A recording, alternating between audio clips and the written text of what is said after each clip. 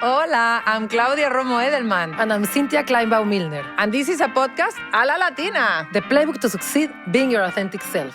And in this episode, an incredible guest, Claudia Romo Edelman.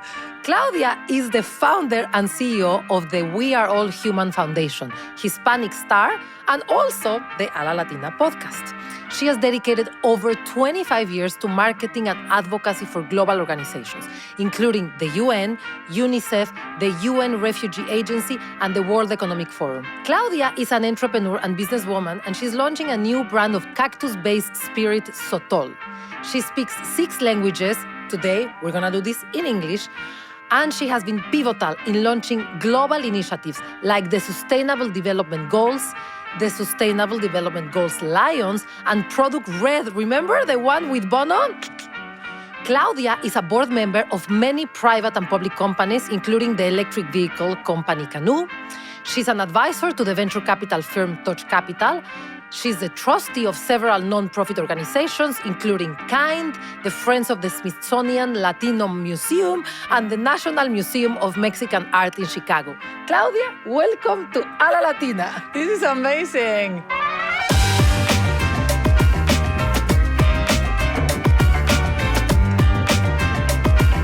Cynthia, we've been discussing how important it is for Latinas to generate wealth, particularly because we understand that only 33% of Latinas have retirement income from savings or other assets. So how can your company help in this equation? Well, we have several options for saving and investing accounts. The one for beginners, if you are a beginner, is our fully managed investing product.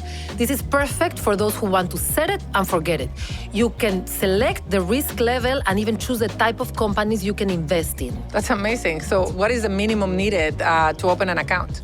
$1. You just need $1. No excuses. The earlier you begin to invest, the sooner you will start seeing returns from your investment. So how can people get started? Simply download the Money Lion app and open a managed investment account. It's quick. It takes just a few minutes. Perfect. Let's do it.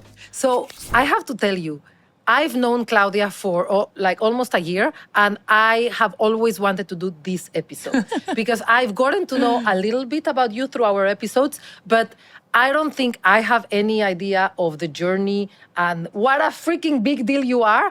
And our audience also doesn't know where you come from, all the things that you've done to leave this world a better place, to make this world a better place, and how much substance there is behind the beautiful woman on the outside that you are. So really, this is going to be a special episode, and I'm excited to be shooting it today. And I love it. And for that occasion, a happy face. Happy face. A happy face. Those listening to this, it is a comment about my t-shirt. So go to YouTube and take a look. I'm going to start the same way that you always start. Let's start with the most important topic of today. You, Claudia, what made you be who you are? How was your upbringing? Talk to us about living in Mexico, your family, like the people that really showed you the way. I am actually very excited about this. After listening to all of our guests and learning so much from them, I realized how a deep opportunity this is, so thank you so much. I grew up in Mexico with a family of very strong women. Mexico City, right? Well, no, my family is from the north, so but pretty much in Mexico City, let's put it that way. Like norteños viviendo en la Ciudad de México. A family of very strong women. My 2 grandmothers, very, very strong, matriarcados absolutos. My mother and my dad met playing basketball. My mother was a professional basketball player. She was in the national team of really? Mexico, Wow. traveling the world, and with my grandparents supporting her, going from, the Panamericanos and, like seeing her go to Cuba and play with Fidel Castro one-on-one, cascaritas. And so my mother was a big deal in basketball. My father was an amateur of basketball. They met. Pretty much I'm the result of a ball, right? They had 3 kids, and my mother quit, obviously, when she was pregnant. She was 3 months from the Olympics when she couldn't play in the Olympics that she was training so much for, and the Olympics were in Mexico. So I can only imagine for an athlete, now that I have a daughter that is an athlete, what it means, right, really to have babies when you're about to get into the Olympics and not being able to play. She was like a little too late in the pregnancy for being allowed. But they had 3 kids. I was the middle one, and the 2 of my siblings died. when they were 18 months old, both of them. And they had this very, very rare genetic incompatibility, my parents, and it's twice really, really bad luck. And so all of us started developing over fast. So instead of walking at the age where kids start walking, we were like twice as fast. So by 6 months, we were talking and walking and running, and the doctors were like, wow, this is really not like average. And my siblings, when they hit the 9-month mark, they started going backwards. So from running to walking, crawling, sitting down, and they died when they were 18 months old. They were both twins? of them. No, Or- one older and one younger than me. And that was like an incredible experience for both my parents. But what And it for meant you. for me, what it meant, like I didn't realize it. I was too young to see. I barely remember having met my younger brother. But what it meant to me is that I grew up under a microscope. People saying like, is she gonna make it? Is she not gonna make it? I remember my nanny a couple of times waking up and having a mirror under my nose and seeing what I was breathing. And not only growing up with the sadness of my mother, which was very present because my father and my mother couldn't stay together after those experiences, but also thinking that I was very strong. Yeah. Because everybody told me, wow, she's not dying, Yeah. right? Like she's passing the mark. And every birthday was like a huge celebration of like, I made it to 2, I made it to 3. Yeah. And so I remember actually my nanny and all the people saying like, you're strong as a fact, stronger than death. Yeah.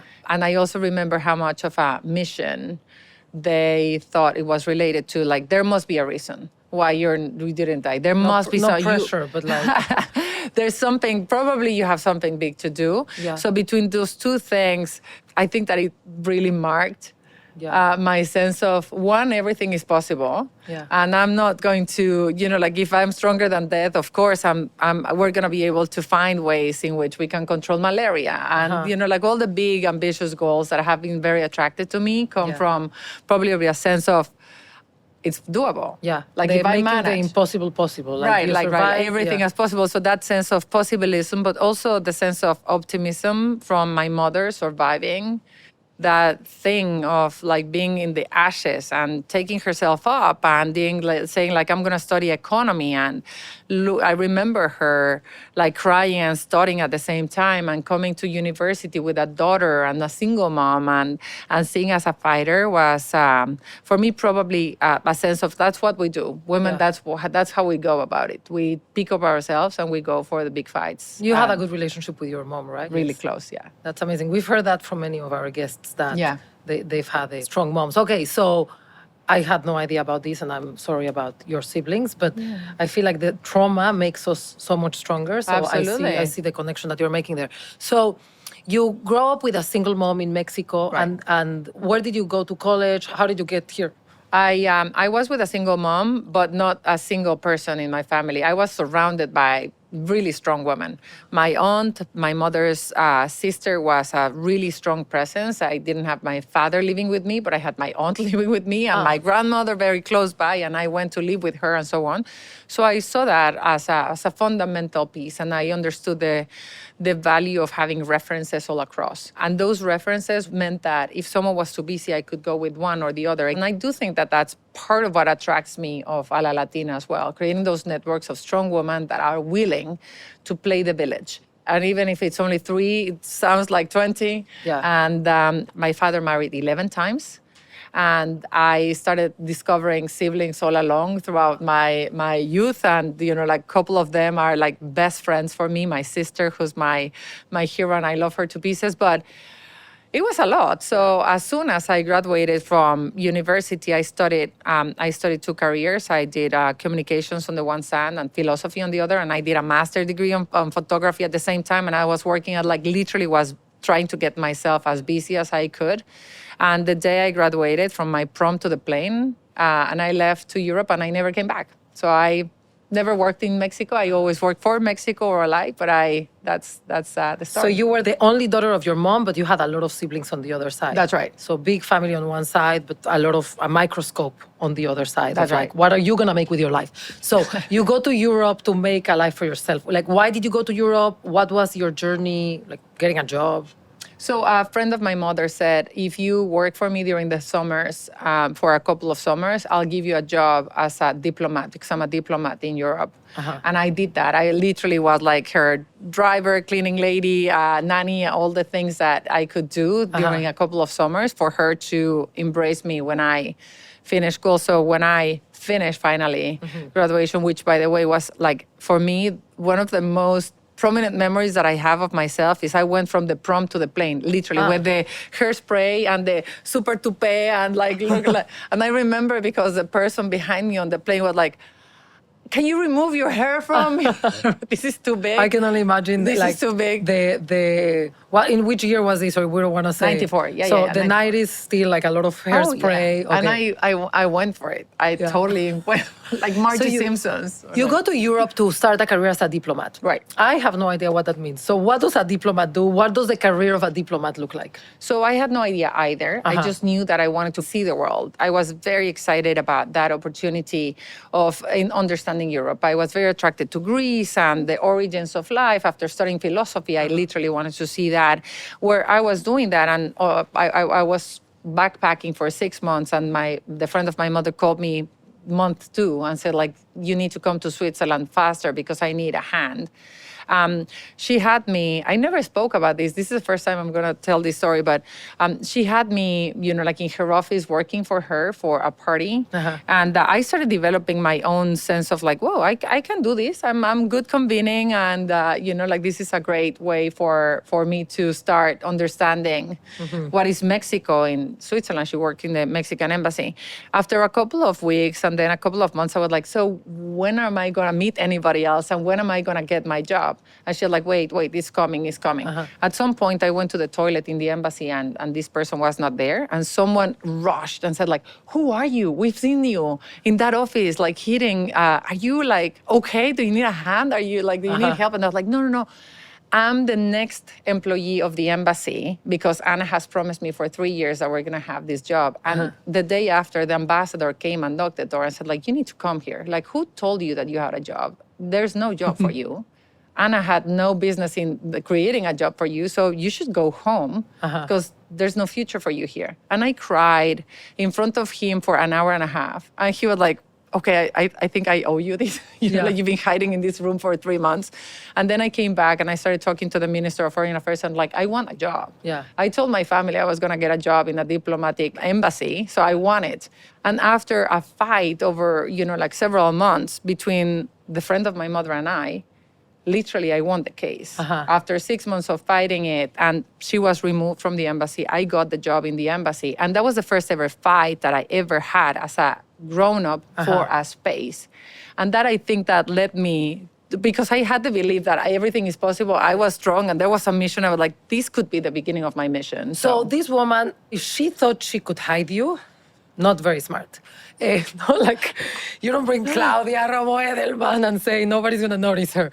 But what do you think made you feel like you could fight it, that you didn't just take the laws and be like, okay, I'm going to go back to Mexico. There will be other opportunities. I think the example of my mother. My mom went from being a basketball player to an economist. And at some point when she was like in her 40s, and she was a pretty decent economist, and she was working in the desert, Zonas Áridas in Mexico. And the love for the desert from me comes from her. And seeing how the desert healed her, but also how she was trying to maximize what economic benefits could bring to Mexico. And all of a sudden in her mid-40s, she was like, you know what? I want to be an actress. I don't want to be an economist. And everybody was like, you have a kid.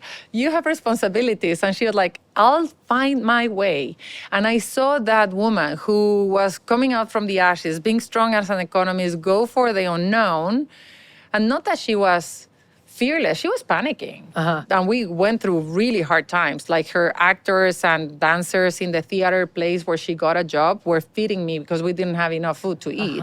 But I saw her being fear-free. She was like, I'm going to take the decisions of my life, not fear. So I'm going to manage my fear and see how long I can go without really breaking. And I think that when you have an example of that, like, wow, she did it. And she became she was a successful actress. And so I think that experience impregnates in you when you see that your parents are giving it all and that you can you can give it a try, and that there's nothing really bad that can happen, just like you can lose a battle. But And then after you were in the embassy in Switzerland, you've had different roles doing marketing and advocacy in like the biggest, most important International like the UN. organizations. But these are like, it's not like any organization. It's like if anybody wants to work in changing the world for a better place, they would put every organization you've worked at, it would be in like the top 5 from everyone. You've worked in each one of them. How did you get to work there? What do you think you brought to the table that you were basically picked for these roles? Once I was accepted as a diplomat, I was trying to be deployed by the Mexican Foreign Service, which made me very proud because I was probably the youngest member of the diplomatic service in my generation. And I realized it was not for me. So I said, I'm sorry, thank you so much for the opportunity. And I really love the honor, but this is not what I want to do. So they gave me a couple of years of sabbatical where during the time that I was working as a diplomat, I met the people of the World Economic Forum because I had to procure for the Mexican delegation to come to the World Economic Forum. And they invited me a couple of years to be part of their external staff. And I did information desks and I did all the jobs that a young person would do.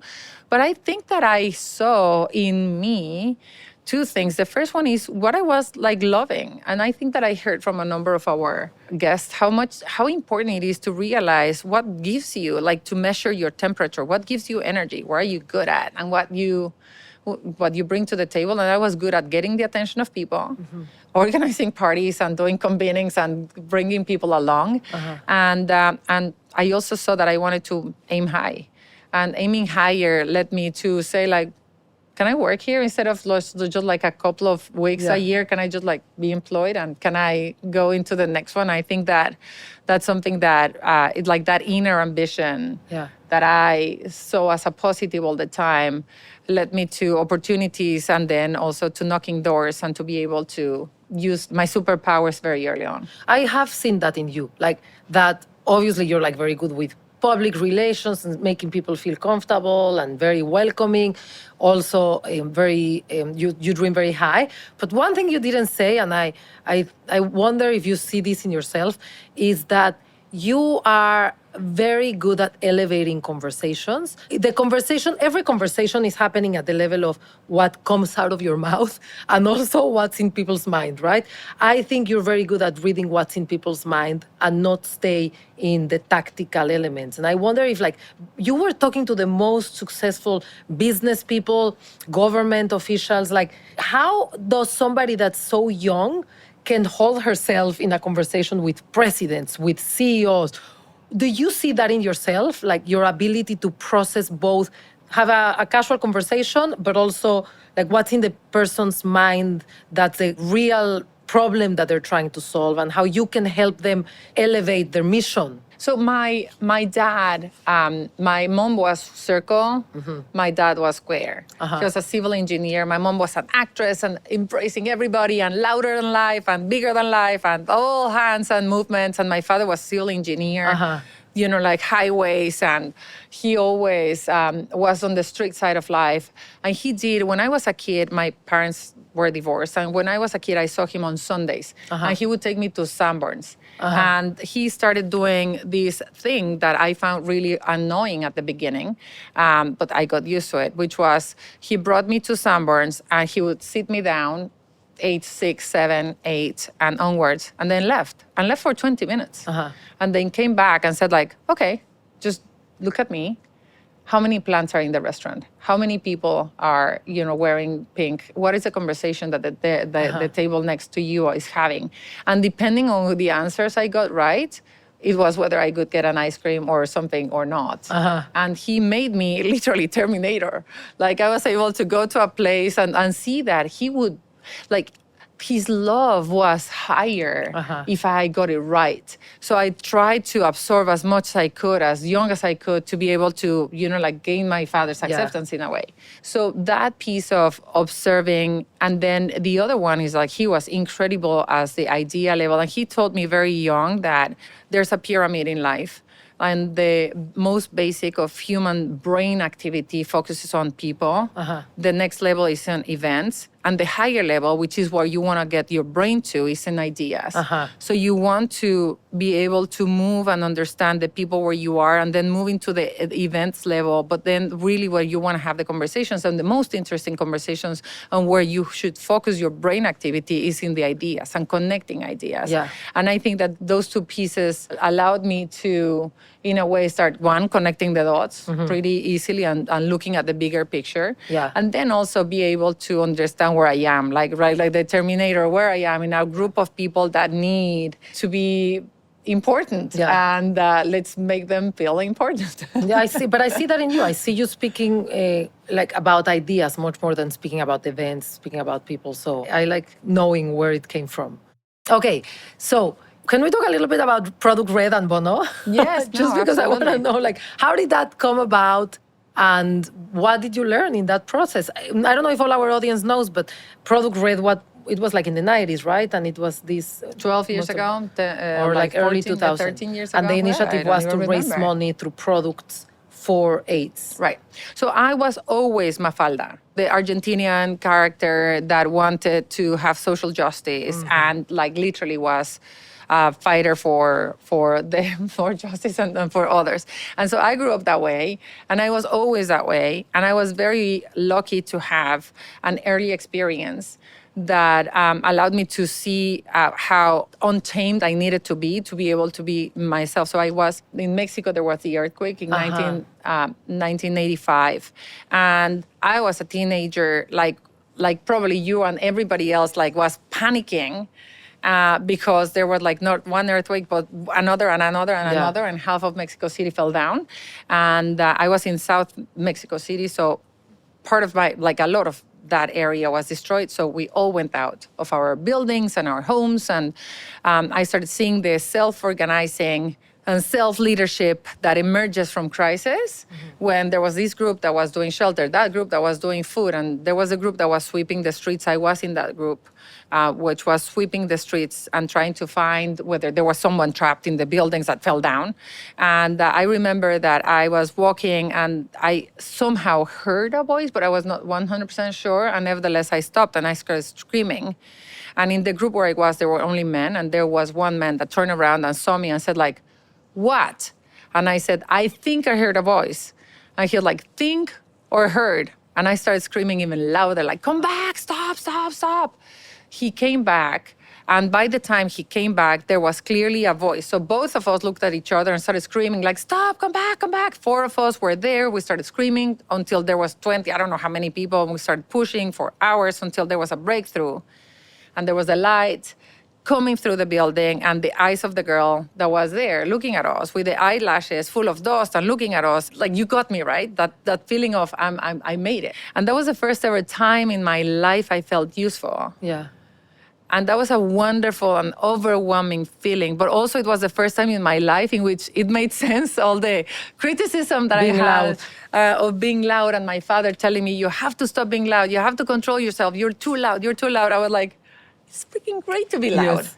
And because I was able to do that when I was 15 and not 35, I was able to continue being myself and using that as a power that I replicated all along. So this idea of using my voice to get the attention of people to see something that they don't see necessarily, or they are not sure they see, but it's valuable and it's visible. And when I saw that mother hugging that girl, I knew that was important for me to continue doing that. And that's basically what I've done for the UN, for UNICEF, and then the Global Fund to Fight AIDS, Tuberculosis, and Malaria was very close to my heart because my mother being an actress, all these dancers, all these uncles, tios, tias that were feeding me in the times of despair, that were doing the homework with me while my mom was on stage, were dying. I know my uncle who's in the theater, same. So I also started helping people with AIDS. Yeah. So they were dying. I saw them one after the other getting into this disease that people were panicking about and were stigmatized, and I couldn't hug them anymore, and I couldn't do anything. And so when the opportunity arose to move from the United Nations after the World Economic Forum, which was a wonderful experience that shaped my life, increased my network, increased my absolute confidence in the beauty of the world and how much you can shape it, I moved to the United Nations, the refugee agency, but I landed in the Global Fund to Fight AIDS, Tuberculosis, and Malaria. And that was still a time in which we couldn't control AIDS. Yeah. But the world was tired of it. Yeah. So it was a fatigue of AIDS and, 30 years and we're still not there. And when are we going to get it? And so the idea of creating something that could turn it into an emotion for people to support, to give, that was really, really interesting and appealing. Yeah. It's like, how do you turn people to give by making it sexy, by making it... You guys made it cool. Exactly. I had the T-shirt, the phone. Exactly.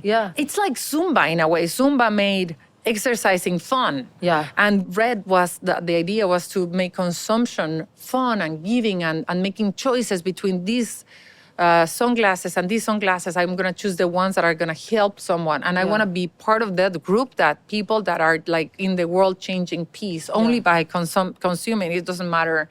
I don't want to feel guilty about consumption. I just want to feel great about it. And so giving birth to it, launching it at the World Economic Forum in Davos, those are memories that are like precious. And then pushing it back really shaped my lens as a marketer of how much there's a desire out there of people to make choices based on their values. Yeah. And there's no evil person out there. So it's very easy to, get into a trend. And I hope that with the political waves that we have today, we're not going to actually tame the consumer and say like, no, you shouldn't be caring about others. You should be only caring about yourself. So I'm very grateful about the Red opportunity. Working with celebrities, given my mother's background, was a very natural for me because I was always surrounded by diva. My mom was diva number one. And so I got used to it. And so working with celebrities that cared about the world was something that I was always in my plates. Every single job I had involved the management of celebrities, whether it was Angelina Jolie or Ben Affleck or working with Bono, with Charlize Theron or whatever it is. It is a great experience to be working with brilliant people that care about the world, whether they are in the entertainment business or not. Yeah, great. So it has nothing to do with the podcast, but I wonder where you get this strength, because I want to know if you have a playbook for your strength.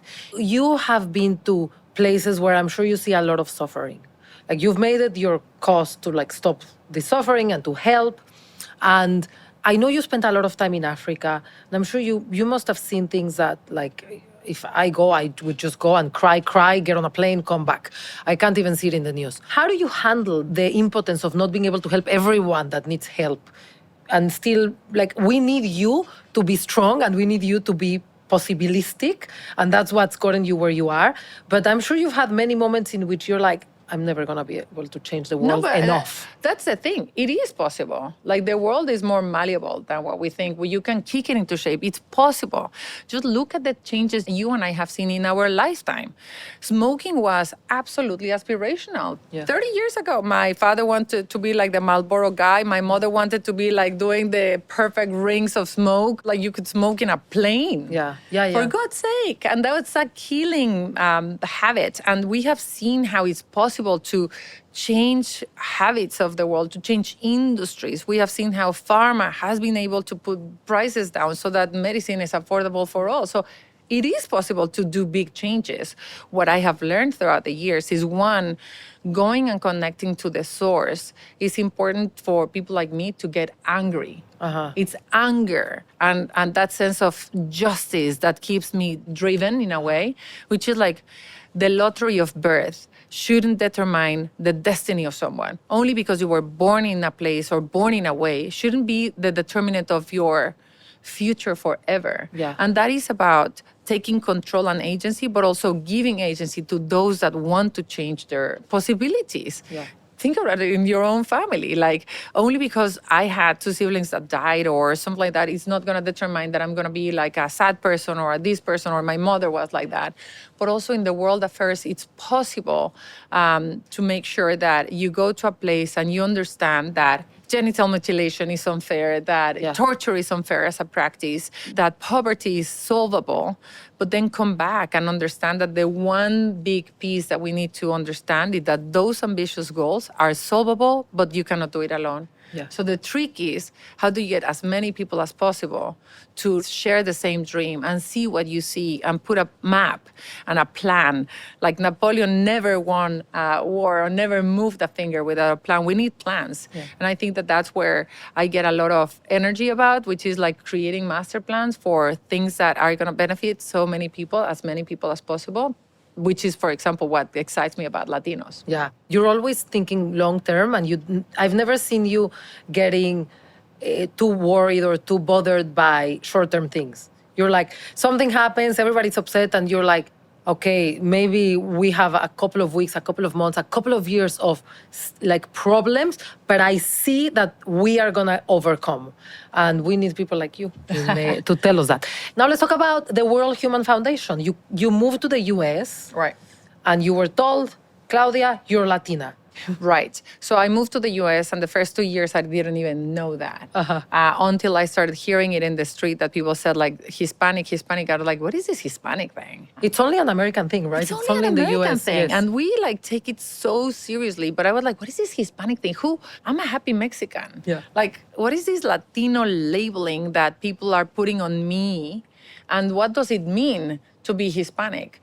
And then I started understanding that it was like a label that people got to like 26 different countries of origin. Mm-hmm. So whether you were Mexican, Colombian, Venezuelan, Brazilian, we all belong to the same category. Like, I've never seen any random, like a bigger category. It's almost like calling it health as opposed to okay, whatever it is. I felt the same way. And then when I started getting deeper into the understanding of it, it didn't make sense. I even called for a dinner with friends, and my friends that were in that dinner were like super surprised. I call it QC dinner. Please come with your research and data. It was que carajo, the dinner, because I didn't understand. I was like, it makes no sense. I'm looking at the data of all these Latino thing that I'm going to belong to, and then the reality, and it makes no sense. We're huge, but we're seen as small. We're powerful, but we see ourselves as weak. I go to the restaurant, and the Latino waiter wants to deny his Latinidad with me. Yeah. He wants to turn his Spanish into English. He wants to like not see me so that he's not seen as a Latino, almost as if it would be a disease. Yeah. And that's the piece where it triggered me. I was like, wait, but I'm going to get married to an American. That means my diplomatic life of moving from one country to another is going to end. Mm-hmm. And my kids are going to be Latinos, and my daughter is going to make 50% of the salary because I'm marrying this guy. Mm-hmm. So this becomes personal. And being a marketer, as we are, I realized the Latino community, we have real issues. We have systemic barriers that we have to address. But we have a massive issue of marketing, a reverse marketing problem. And when I realized, this piece is something I could add value to. Mm. And I started thinking, like, what am I going to think in 10 years from now? If I didn't do anything about it, I think I'm going to hit myself against the wall. Yeah. And I'm going to regret not having jumped on this. And so I realized that in order to fix the marketing or the branding of Latinos, to change the perception of Latinos, we needed many other problems that we needed to fix, which was the unity. The unity and the pride of Latinos. We needed to make sure that Latinos didn't feel that it was a shame to be Latinos, that they needed to hide it. And we needed to have more Latinos thinking that it's possible, that we can see the bright future out there, which was not present a couple of years ago. So I think that that's where the World Human Foundation started as a way to remind people that we're all human. It was something that I started as a global thing, but then very quickly I moved into focusing on the Latino community, changing the perception, elevating the Latino narrative, and bringing unity, pride, and access to Latinos. So it was not for Latinos in the beginning. That's why the name. I've always wondered why the name doesn't say Latino. So that's why, because no. The World Human Foundation started when I was working at the United Nations, and I started seeing how the data of racism, discrimination, and xenophobia was sparking like crazy. And I went to my boss and I said, like, this is going to come and bite us. Unless we do an anti-discrimination and a diversity and inclusion campaign, we're going to have a huge issue. Every time that we posted videos of African kids for campaigns for UNICEF, of hunger or vaccines and so on, there was so much hate coming into the videos like, no, you don't deserve vaccines, you don't deserve this. I was like, okay, we need to do something. Yeah. And it was much easier to do it from the outside Yeah. than to do it from within. And I set up the World Human Foundation. We created a podcast to start highlighting the stories of the champions making a difference called Global Ghostcast, which is the precedent to a la Latina, just to remind people that we're all part of the same human family and to move the needle from tolerance to acceptance. Yeah. And then I was like, okay, so I can do that, or I can do my own community, which is, again, for the first time, something personal. So I decided to focus on the world, on the Latino community at first. Can you talk to us about that pledge? I remember like maybe a year ago, you got like hundreds of the CEOs of the biggest companies in the US to promise that they were going to hire more Latinos, right? Can you tell us about that? So there are like 3 insights that we followed. And because I've been always on the very resourceful side of the story, I never had big budgets. I always had to be very data-driven to see where do I spend the very little resources that I have. So we understood that, number one, the trust of Latinos is non-existent in institutions. So we don't trust government, we don't trust media, we trust our boss. Yeah. And we trust our families. And so I was like, okay, so if bosses are the source of trust, we need to make sure that companies are informing Latinos, training Latinos, moving Latinos, giving to Latinos, because if there's a pandemic, people are not going to listen to the media to go and get vaccinated. They're going to listen to my boss, the one person that is giving me my job that I trust. Yeah. The number 2 is that 77% of Latinos didn't know about their own contributions to the country. So imagine that most of the people in a room do not know what they're doing or how they are. Like, it's almost like operating in the dark.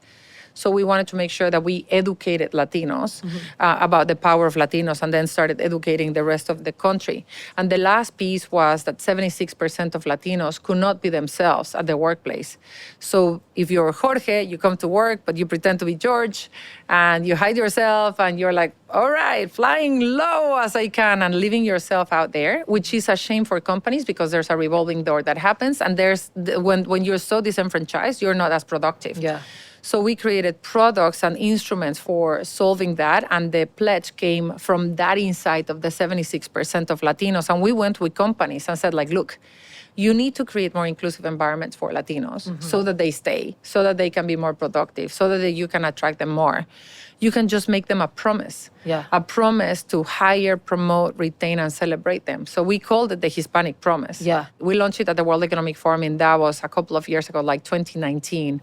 And we are like in 350 companies right now that have used the instrument, not only to make a promise, but to get the best practices, to get to know the vendors that can help them in implementing those strategies, because everybody understands the data. By now, everybody's like, oh, if I want to hire, if I want to sell, I have to go with Latinos. So I have to get to understand the environment where I am, and I want to have a framework that tells me where very sustainable development goals. It's like the sustainable development goals for Latinos in a way for companies. And so I think that that's where the birth of the instrument is. We were very lucky to have Bain Company and the University of Chicago and IBM and a number of players really injected and transform it from, like we created a little bicycle. Now it's a Concorde that has, like all the tools necessary for companies to operate. I have a question that we don't usually ask our other guests, but I'll ask you. What are you most proud about? You've done so much in your life. What are you most proud about? So Mother's Day, obviously, like it's a great reminder of priority setting and how important it is for me to have moved into a place from guilt to pride of being a mother. I was working so much before, and I was traveling so much because my focus was Africa and crisis and war and disaster zones that when I left my home, I left for 20 days. And so being able to, 1, prioritize, and number 2, be able to feel good about being a mother is the thing that I'm so proud of, being my kids so well. Like both of them going to college, being 10 years in America right now, Yeah. and seeing like, wow, the American dream truly for myself, for my kids, for the ideas, for the Latino community. I think that I really like the Sustainable Development Goals Lions. Can you explain to our audience what that is? Right. So the Sustainable Development Goals are a master plan created by the United Nations, signed by 193 countries for the future of the people on the planet and the prosperity of all. And so it has 17 goals, 169 indicators. That is basically the to-do, so that we can have a planet without, pollution, without poverty, with electricity for all, with gender equality, with education for all. And so when you get to a plan like that, signed by so many people, adopted by millions of companies, individuals, and so on. We just wanted to bring it to the world that I know the best, which is creativity and marketing. So I went with the United Nations to the Cannes Advertisement Festival, which is one of the platforms that I use the most, that is most useful, because I work a lot with brands and with companies in winning the hearts and minds of people. You need, if you're me, you need the creative industry a lot. You need agencies, you need brands, you need media. And so I went and said, like, this is a master plan. Your consumer is going to be demanding worldwide to be buying from purpose-led companies, to be working in companies that are like looking at the better world. And so this is great as an incentive to make the world a better place, but also to allow your companies to show leg of the work they're doing on purpose-led initiatives. So we created the Sustainable Development Goals Awards, the Sustainable Development Goal Lions. And I think that that's where you see now the best of creativity come every year on campaigns on climate change, poverty, inequality. So it's fantastic for me every year when I go and see the awards, see them and think, that's a good baby. I'm always very surprised and pleasantly surprised about how much the next generations care about that, because I grew up in a generation, and I did marketing originally for a generation that said they would be interested in something that was more sustainable, but wasn't willing to pay for it. So you would ask people, do you want us to send you this package right away? Or do you want us to wait and consolidate everything and we're going to pollute less? No, I just right away is fine. So we weren't willing to put the money where our mouth is. And I see it very clearly. Like millennials, a little less. Gen Z is definitely, like, they are willing to pay more, and they are willing to only work and put their money with companies that are sustainable. It makes me wonder how much of that you created with, like, having created the Sustainable Development Goals, having created the Lions. I think a lot of the work that you did is the reason why Gen Z is putting the money where their mouth is. So I thank you for that. No, well, thank you. I don't know about that, but I do know that what is a key word is genuine. And how authentic you are in what you do. And so when I started, like when I started my first podcast, or, like even getting married, like I said, like, should I try to be more understandable? Should I try to decrease my heavy accent and try to be more of what everybody is, so that they can understand me? And, like even transcript services couldn't understand 50% of what I said in my podcast, probably not in this one. And then I decided that I didn't want to be more proper. I wanted to be as awkward as I am, as, heavy accent as I am. Because I think that that's where I like. I like people that you can see, you get what you see. And I'm a norteña. And in my side of life, our people from Chihuahua and Baja California, we are straightforward. We're loyal. We're direct. We're root-oriented. And I just didn't want to pretend to be anything else. And, like I do know that as a speaker and as, like as a panelist in many occasions where I was put as a token, I was like, I'll take it. It doesn't matter. I'll take it, because I think that we have to take those spaces. We have to do it and connect genuinely with people that feel reflected in you, and understand the responsibility that it takes when you're so good at data reading, when you're so good at room reading, that you're going to be representing the voices of many people.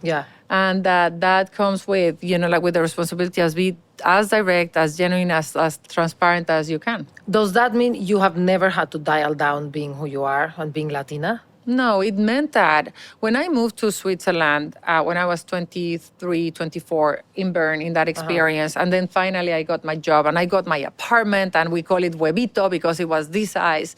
I was like, I made it. I got my job. I'm in Switzerland. I had a salary.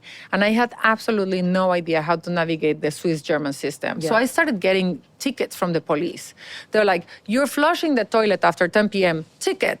You're not greeting your neighbors. Ticket. I was like, holy how do I Yeah, it's illegal to flush your toilet after 10 p.m., right? How do I survive this environment? No one gave me the manual. And then I was like, okay, so what I need to do instead of being less Mexican is I have to learn the rules and just not flush and not do this and so on. But I started also smarting the system. And every time I started sending tickets to people, I was like, oh, you're not understanding me. Ticket. I'll call the police. I went to the supermarket and I was like, oh, you're racist. You're not giving me enough fast service. You're a racist. I'm going to call the police to give you a ticket. Or when I was working on refugees and asylum seekers, and every time I went to a room of the Swiss authorities to negotiate, policy changing, and they were very distracted by they were like, oh, exotic, rumba. And I saw the imaginary pineapple coming top of my head in their mind. I was like, sure, I'll dance rumba, but just sign my paper very quick so we can get over this very fast, right? Like, it's like, I don't think that I dialed down, but I smart out the system as much as I could. Yeah. But I did learn the language that I needed on not flushing, not greeting, so that I could get into the system and not be an outcast. Yeah. I have to say, you do balance really well, leaning on, like, you're very beautiful. You're tall and you walk into a place and people notice you. And I think you balance very well, like being comfortable with the fact that you get a lot of attention and also being confident on the fact that you have so much substance. It's like, you're not just a pretty face, but you're okay with people first accepting you because of your pretty face, and then very quickly you show them that there's a lot more behind it. And I think Latinas, we should all feel comfortable. Totally. A lot of Latinas are very pretty. They should use it. And we should, we should look beauty, talk smart. Yes, exactly. Don't talk beauty, talk smart. What would you tell yourself when you were like in your early 30s? What do you wish you could tell yourself? Oh God! So I was completely risk adverse. I should have recognized that I was an entrepreneur, social entrepreneur, like whatever it is, whatever setting you put me in, I was keeping on, like I was inventing and creating and innovating and disrupting of that all the time. And I did that within organizations. As a fact, in my farewell party of the World Economic Forum, my former boss, Klaus Schwab, said, Claudia is the only person that could come back 149 times after getting a no 150 times. Like, I just should have recognized that I was an entrepreneur and taken the risk of going on my way. Like what I'm doing right now, what I did when I left the United Nations and I created the World Human Foundation was a massive step. It took me so long. I almost didn't do it because I was so scared. Like, I don't know how to do it alone. I don't know how to be alone. And I'm doing it right now by becoming an entrepreneur and launching my own brand of the sotol that my family has been producing for 40 years. But I think that I would have told myself to take more risks, that life was going to be okay, that my kids were going to be okay, because I was good enough, big enough, smart enough, and that I could have made it, without having to have like the fixed salary and the fixed institution behind me. I probably would have done an MBA much earlier. I had the question, I called a couple of people. I said, like, do you think I should do an MBA? And all of them were like, oh, no, you're never going to be in the business, darling. And so I should have probably just paid my attention to my intuition as well, and understand that intuition is the combination of like a lot of experience and intelligence that you put in yourself, and that your body is smart enough to process that. And I should have followed my instinct and do an MBA and take more risk and probably start being an entrepreneur the way that I am today. I love it. So I know that everybody wants to work with you. Like you get more LinkedIn messages than anyone I know. Every time I meet somebody that is in the space, they're like, "Oh, you're Claudia's co-host. I've been trying to reach out to her. She doesn't respond to me." And it's true. Like a lot of people want I to... do respond. Well, but a lot of people want to associate themselves with you, but also work with you because they know that you dream big, you make things happen. So my question to you is, why a la Latina? Why, from the 100 things that you could be spending your time on, you have decided that this is worth your time and energy? First of all, I do respond to people, so keep reaching out. Number two, I love the fact that I do feel the love, and I do think that all of us who have a desire should just like manifest it, express it, say it, and say, I want to do big things. Who wants to come with me? And that's when you get people saying it. So if you don't express it, it's going to be hard for people to follow you, right? Like, even if it doesn't, even if it doesn't happen in one day, maybe it's in a year or maybe two, but you said it. And I think that all of us should have a little bit more like aim high, manifest faster, and let people actually come with you once you have a clear idea of where you want to go.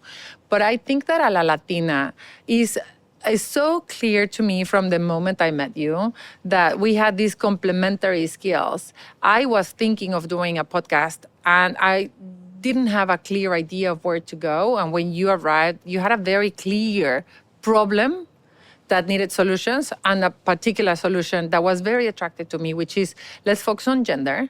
Let's look at playbooks so that we can help the next gen to do it in half the time. And I think that having a platform where we can bring the voices of others, when we can bring methodology to my own thinking. Mm-hmm. Like I have so many ideas, like the flip the script and others, so many methodologies that I have learned that I just needed to make sure that we can, have a platform. Yeah. So it was a perfect combination for me of elevating the work that We're All Human was doing, focusing on Latinas, having a very specific scope, which is how do we bring Latinas from corporate America to give the playbook to other women that want to be in corporate America, understanding that that's the place that Latinos trust the most. So if we can mobilize corporate America, Latinos are going to be better off for the next 5 generations. Yeah. So that's really an important theory of change. And working with you was very attractive because I think that we're very complementary. I agree. I love how over the last 2 seasons, we've been, doing and solving and learning and navigating in a way that I hope is exemplary for how Latinas should be with each other. Like help each other, support each other, cover each other, open the doors, and be supportive of each other's. Cool. Like we have seen the reaction of our audience, and we feel like we struck a chord, that we are providing something that doesn't exist. And I hope that we scale it and we do a lot more and that we inspire a lot more. Yeah. And the only thing I would say, I think, is for younger Latinas, I know that you learn when you experience something. Right? Teenagers, You're like, don't do that. Don't get too drunk because you're going to feel really bad the day after. But unless you experience it the first time, it's very hard. But I would say spare yourself the bruises if you can. Truly what expects from a lot of us is doable, it's possible, it's changeable, it's malleable. We can do it. I've seen it now in the fastest time. So dare to trust, dare to believe, dare to show up, and just believe that what we're doing is one of the resources that can help you be at the top in half the time with half the process. Claudia, I've loved learning more about you. I wonder if our team also now, they're like, oh my God, we are with Claudia all the time and we didn't even know half of the amazing things you've done. So thank you for leading a Latina.